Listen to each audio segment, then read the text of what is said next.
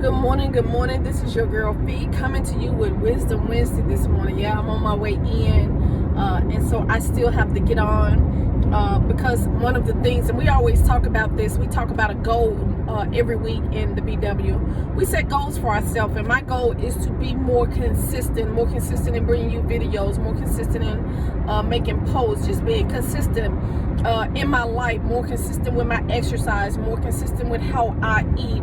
And so, you know, it's all about the Better Woman, Better Wife journey, which is why we have this circle to encourage, to empower, to propel each other to take it to the next level. And so that's what I'm just trying to do. And I know one of the things that has been a pitfall for me in my journey, not on my Better Woman journey, in all areas of my life, is consistency. And so that's something that I'm working on. So I'm bringing you Wisdom Wednesday. And if y'all ever log on and it's not a Wednesday Wisdom video, hold your girl accountable, because as I say, just like it takes a village to raise a child, it takes a circle of women for us to take it to the next level. And we just need that encouragement sometimes. And sometimes if somebody reach out like, hey, you didn't do a Wisdom Wednesday, that's y'all just become my accountability partner. Can y'all do that for me? Hold your girl accountable for what I say I'm going to do. And so I want to get straight into Wisdom Wednesday video, and this is coming from my reading from this morning. I think I've shared with you all on another video that I'm working on my second book. For those of you who supported the first book, shout out to you. I appreciate the support, for you supporting your girl. It means so much to me. I don't have enough words to express. And so I'm working on my second book. I had a good outcome with the first book, and so I'm working on the second book. And whoever thought a little girl from West Memphis who can't even conjugate her verbs would be an author, but that's just what God is doing in my life, and how powerful our Father is, that he can take a little ghetto chick like me and turn her into not only a nurse but into an author. So God is so good. But I'm finna stop because I'm gonna get to praising him here in a minute. And so I'm working on my second book. And also, if you have not had the time to purchase the first book, please do so. Go to Amazon, type in Felicia Cobbs, Felicia Cobbs. Check your girl out. You can also go to FeliciaCobbs.org. Click on the author tab, and you can also not only find the book on the author's page, but we got a whole vibe going on FeliciaCobbs.org. We got all, because my book is blue and gold, so we got a whole blue and gold theme. We got t-shirts, we got mugs, we got pens, and so we have a lot of items. So it's just the WTW is the hashtag WTW is just a whole vibe. So check your girl out. But anyway, get into Wisdom Wednesday, and the nuggets that I want to drop with you come from the lady with the issue of blood in the Bible. And y'all know who she is. You know, the chick is cold. Even though she don't have a name, she's one of the females in the Bible who did something very powerful, but she's not even named. So I'm going to call her our nameless queen. And so I know she get a lot of flack because they was like, yeah, she got herself together, but it took her 12 years to do so. So before we point the finger at her, before we throw a rock upside her head, we may want to check our own self, because some of us been doing stuff 10, 15, even 20 and 30 years doing it the same, and we're still in the same predicament. But the thing about this chick that's so awesome is her faith. You know, and that's my word for you this morning. Believe, believe, believe. That's the word that I'm bringing to you this morning. That's the nugget I wanted to drop in you. That's the word that I want to drop into your spirit this morning, is believe.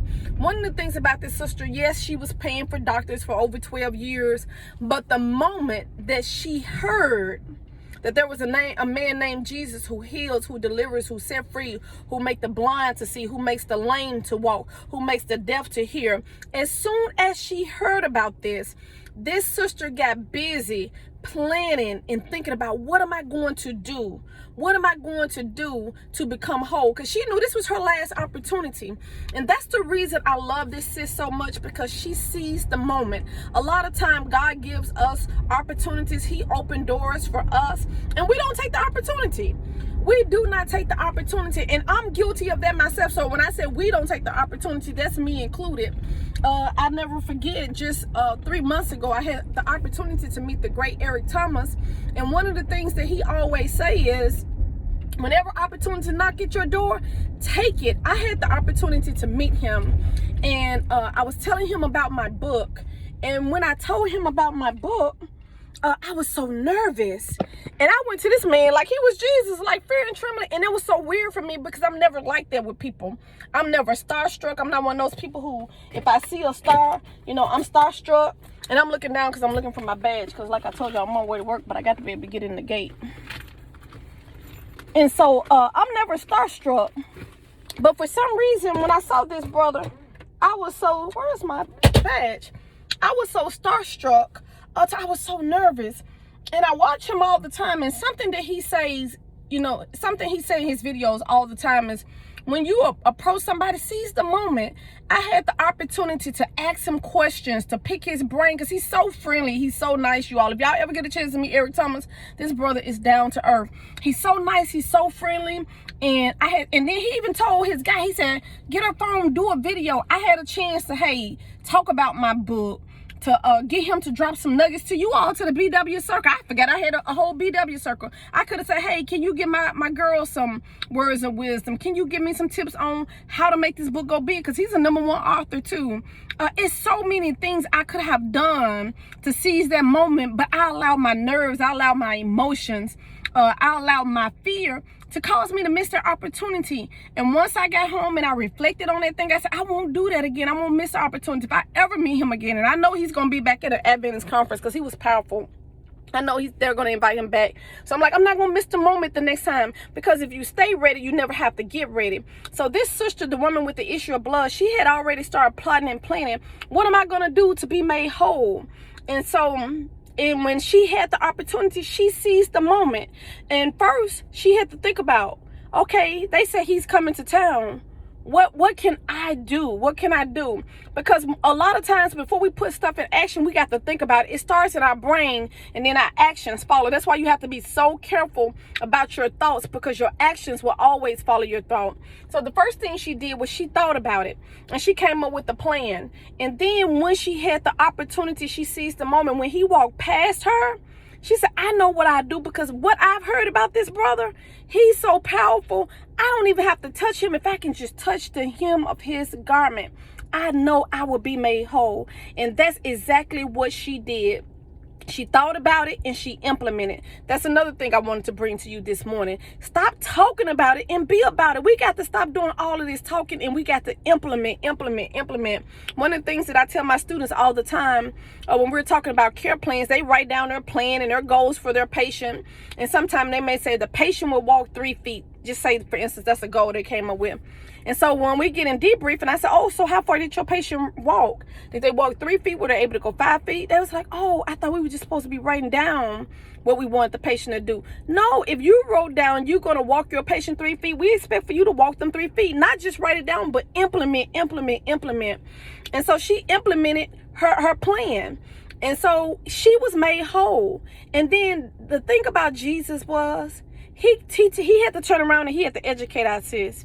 He said, the magic wasn't in my garment. You were made whole because of your faith. Because you decided to believe it. Ain't that what faith is? Believing in those things that we cannot see. Those things we cannot hear, but we still believe anyway. Just like every time we take a seat, we don't know if the chair gonna hold us, but we have faith that it will.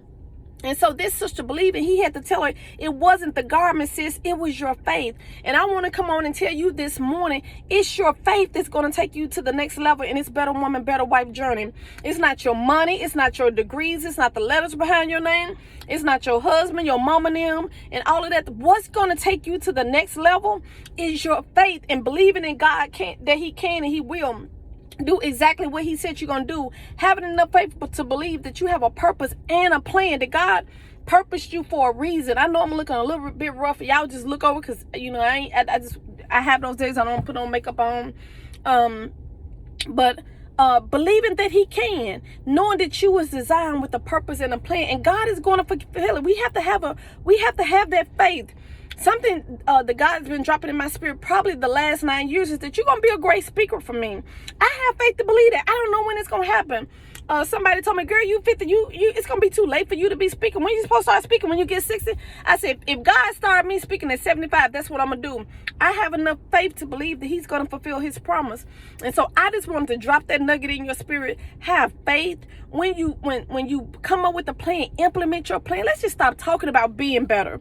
So many times we talk about, okay, we're going to lose weight. What are we implementing? Are we implementing the exercise, the eating right? And do we have enough faith in ourselves to believe that we're going to do it? Do we have enough faith in the Holy Spirit to believe that he can work on our mind? to help us, to help us select those things to eat right and to do right. And so we got to stop talking about it, y'all. We've been on this Better Woman, Better Wife journey. Some of y'all have been with me since 2018. Y'all started with me when I first started this in August of 2018. And a lot of us are no further than we were in 2018. And then some of us, we have implemented some things, but we still got a long way to go. We got to just keep taking it to the next level, the next level, the next level. When y'all started in 2018, we may have been in level 2. Yeah, we may be up to level 4, but we trying to make it to 10, baby. We not stopping at level 3, 4, 5. We trying to make it to the top. We want to do everything. We want to operate in excellence and do everything to glorify our Father. So every time we take it to the next level, it's not us that's going to be glorified. It's going to be God, because people are going to be in awe and they're going to be amazed. How did you do that? How did you do that? And that the only conclusion that they will be able to come up with, it was nobody but God. When people look at me now and know the people who really know my story, who know I was a pregnant teen at 16 years old, had a child at 16 years old, when people know that I was from South Memphis, even sometimes when people listen to me talk, you know, and they see, oh, she can't even hardly string 2 sentences alone together, but they look at how far I've come in life, they can't do nothing but give God the glory. They know it was nobody but God. I'm a professor in a university. Me. Okay? I'm a nurse. I probably took care of your mom and dad. Me, the little girl from South Memphis who everybody counted out. And so, but God, that's all I can say, but God. And if you read my book, you will see it's so much I went through, you all. Go on Amazon.com, read the story. But today, I just want to drop 2 words in your spirit. Believe and implement. Believe and implement. Y'all be blessed and be better.